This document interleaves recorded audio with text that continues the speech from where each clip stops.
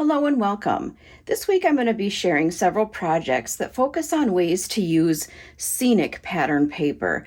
I don't know about you, but sometimes these papers that have a scene on them are a little bit more difficult for me to come up with ideas and ways to use them in my card making and scrapbooking. So I do have a few tips and tricks that I'm going to be sharing this week.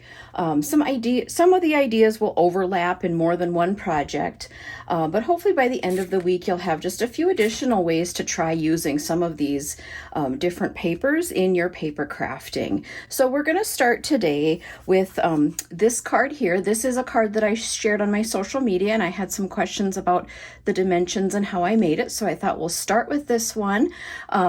This one incorporates my idea of using a big bold border to break up that scene, that scenic paper, and then adding die cuts. And you'll find that most of the projects that I'm doing this week do have some die cuts, but I'll kind of give you some different ideas and things to think about when you're picking those different items and options for your paper crafting. So the collection I'm using is called the Beautiful Gallery Suite Collection. This is the Beautiful Gallery 6x6 designer series paper.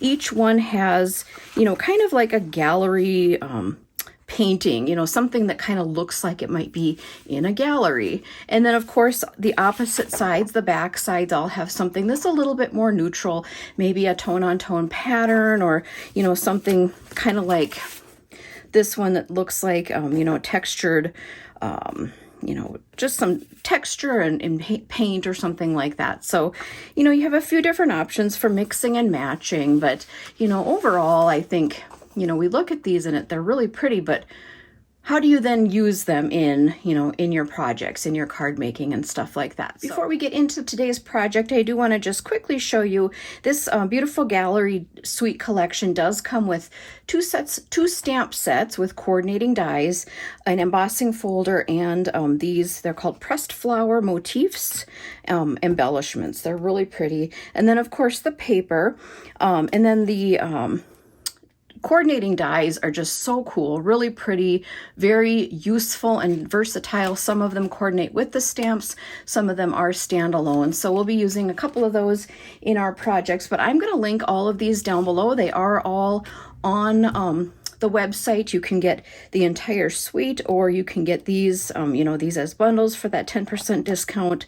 So really beautiful collection. But this card project features this, what I would consider a big, bold border. It's something, any kind of shape or, piece of paper, something that splits up this scene. So let me just show you. This is the paper that I started with.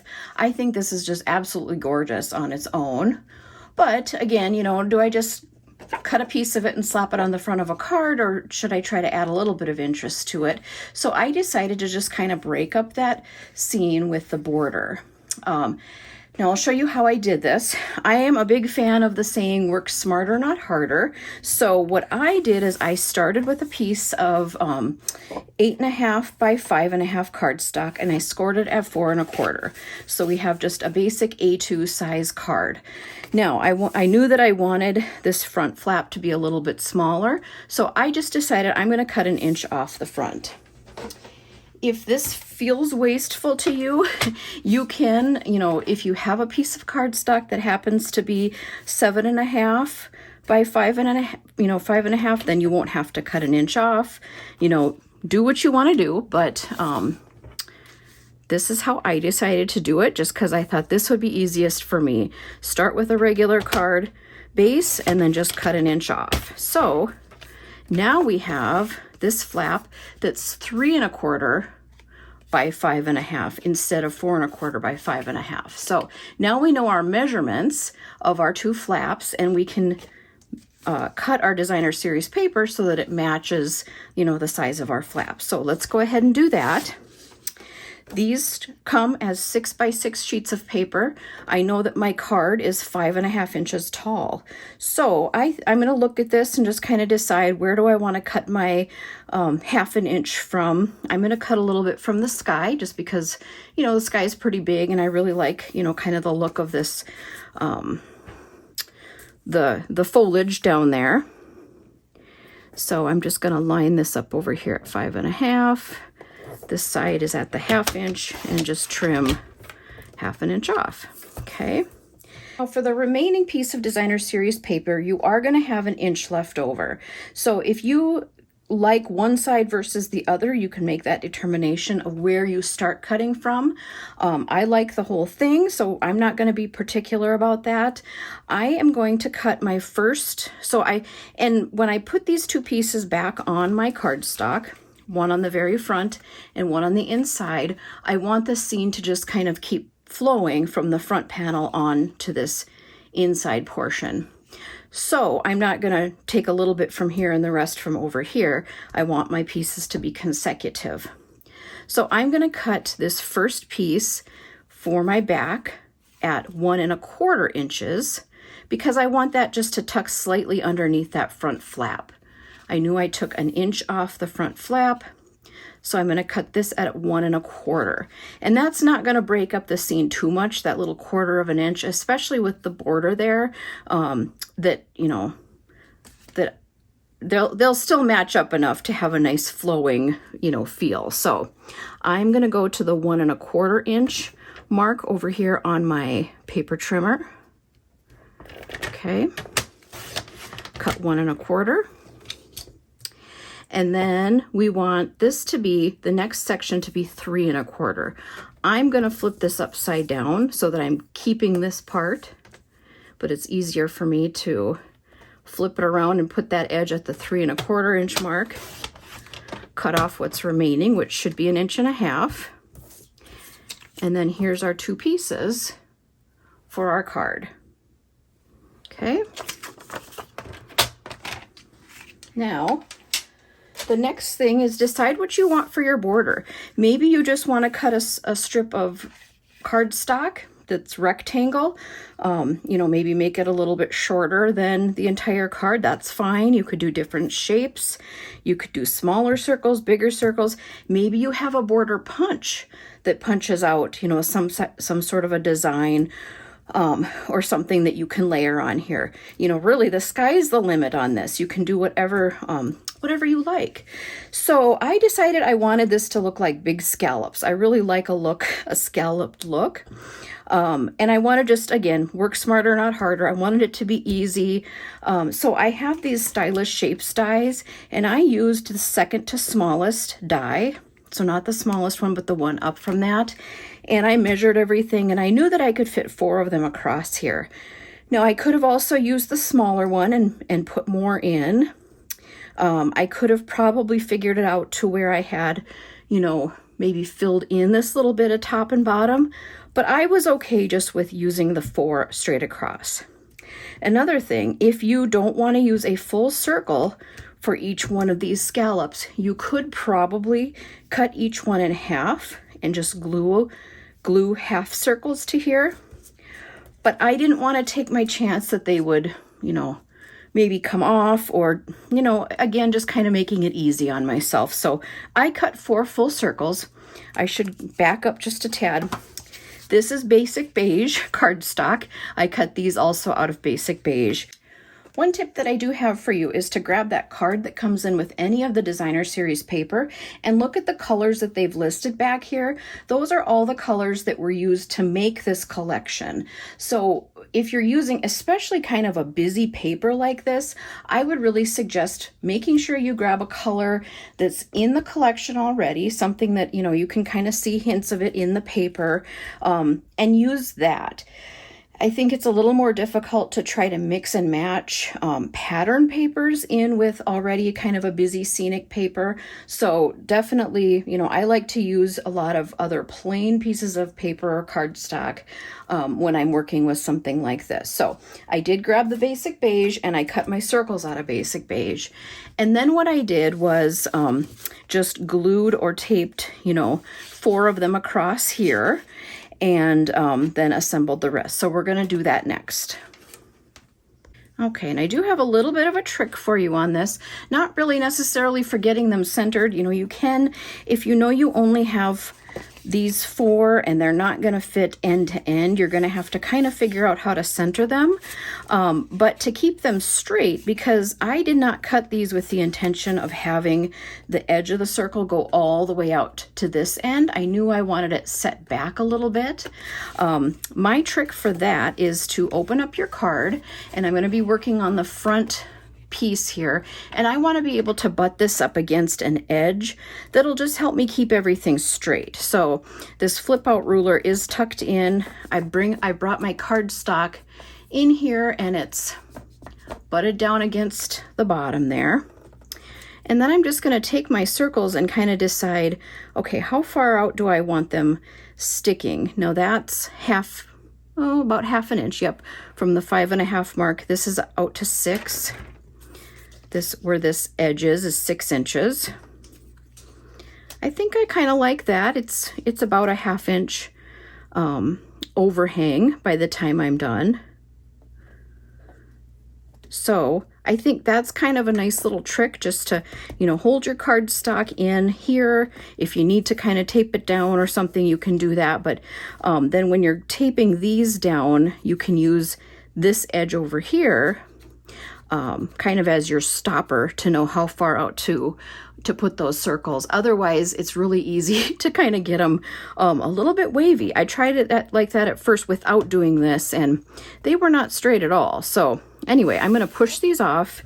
I'm going to add my tape runner. Just all the way down. Bring this back to that little 1/2 inch mark.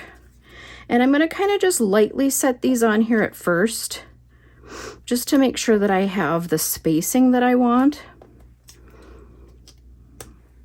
And I've done this once already, so I know that I need just a little bit. I don't know, what is that? Maybe not even 1/4 of an inch kind of on each end. I can probably bring this one up just a little. Yeah, that's probably better. A little bit of space between each. And I've butted each one of those up against that edge. And now I can just kind of press them down. Good. And now we have our kind of faux scallop on that edge. Okay, so the next thing that I did, and you can totally leave this step out if you don't feel like it's necessary, but now that I have my die cuts on here, they're at a little bit different level than the card front. And when we go to lay our designer series paper on top, I just kind of wanted to be sure that I didn't have it like super bumpy or end up with any kind of weird little wrinkles or whatever. So I took a piece of my scrap basic beige cardstock, and I'm gonna just adhere that right on here. It's just a scrap piece, so I might actually have to trim just a little bit. And I didn't make it perfect. It's not going to fit side to side. I could have, tried to find a piece that fit a little bit better. But that will just give me a little bit more even surface. So this cardstock now lays at the same height as these die cut circles. So when I go to lay this on top, it just gives it a little bit smoother surface to lay on. So that's just my little trick for that. I'm going to just trim the end of this off, and then we'll get that adhered. Okay, so I cut just a little bit off the end. It was just a little too long. And I'm just going to add a little, probably more adhesive than I really need, and I think I will go almost all the way to the fold. There we go. Okay. And now we can actually go ahead and get our designer series paper adhered. I'm going to start with the small one on the inside. One other little detail I did on this first one, which I'm not going to do today, but I did go around and ink the edges with Early Espresso ink, just to give it a little bit of interest. That's completely optional, but just one other little decorative element you could do.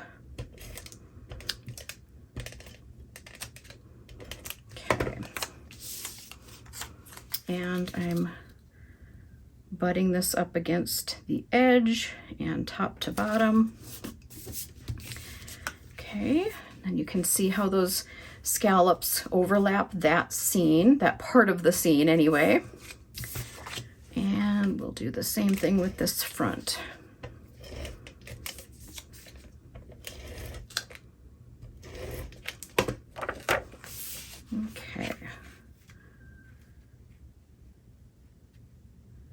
Same thing, I'm kind of going to the fold, top and bottom, and then it just lays over those circles really nicely. And now we have our big scallop. So that's really the basic gist of this this card, you know, just adding that kind of big bold border just to break up the scene a little bit, just adds a little bit of interest. Now, one other, I guess, trick that I do with these is to add some neutral die cuts on top. And for this one, I have some of these kind of foliage pieces in the different shades of brown, a little bit of this green. It kind of looks like wood, but I cut it in the mossy meadow because that color's in this collection as well. And then of course the sentiment and some twine and embellishment. So we'll go ahead and finish this out and do it at least somewhat similar to the first one, and you know, finish out our card today. Before I go start my die cutting, I am going to just show you this kind of painted looking piece was from the back of another scene. It looks kind of like a beach with some water and some boats and things, and then a sky. I'm using that for something else this week, but the back of it is this really pretty kind of almost like an ombre brown tones, all the way from really light to dark. So that's what I used for these on the first one. I don't want to use too much of this up on this card just because I do need the other side this week. So I'm going to use my die. This came from the Beautiful Motifs dies. It's all part of this sweet collection. I'm gonna see if I can get 2 cut out of this, and then we might just use 2 on this card. Maybe I'll find a third piece of paper or cardstock to cut a third one like I did on this one. I kind of did dark, medium, and light on that first one. So gonna kind of change things up just a little bit, but that'll show you a couple different options. Okay, so I did take my little piece of paper, and I was able to get 2 of these pieces of foliage out of it perfectly. There was not enough paper to cut a third one, which I think is okay. I'm going to be fine with just the 2. And then I decided to cut this kind of wood-looking die cut out of early espresso instead of the mossy meadow this time, just for a little bit different. So I'm going to start getting these put on. I am going to just use a little bit of liquid glue for these thin die cuts. And I'm okay with a little bit of movement, so I'm not going to put glue all over them, just kind of more down at the bottom. Actually, before I get too carried away here, I do need to trim the bottoms of these just a little bit because they are going to tuck behind here and I don't want them sticking out the bottom. So just do a few dabs of glue part way up. Put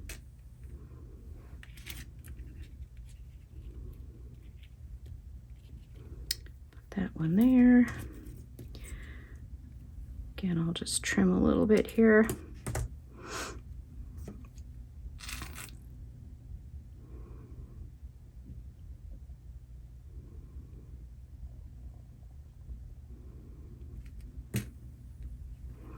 And I'll kind of overlap these just a bit.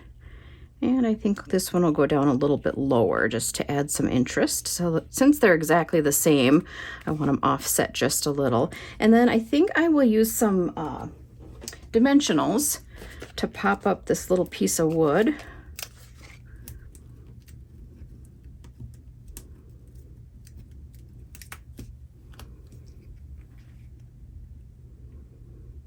Okay.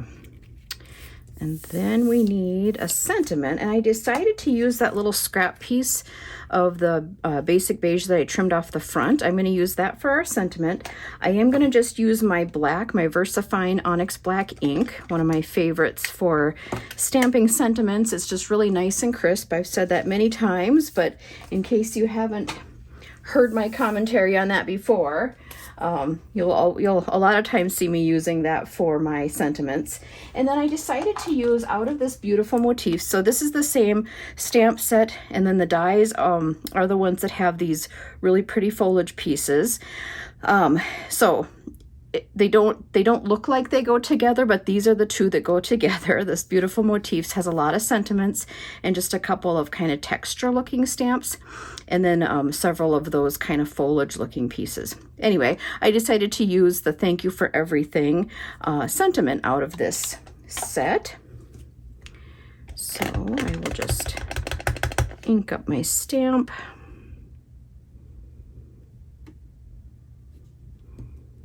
You'll probably notice on this one I did use brown just to kind of keep everything really neutral, but I thought since I was already doing everything brown kind of on this, keeping all of it more neutral, I thought that black would stand out nice against there. So, and then I could just use a scissor, but I'll bring my paper trimmer in and just trim this so it's nice and straight.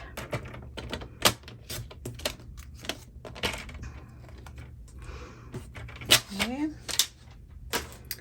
And then I think I just glued that straight down before, so we'll probably just do the same.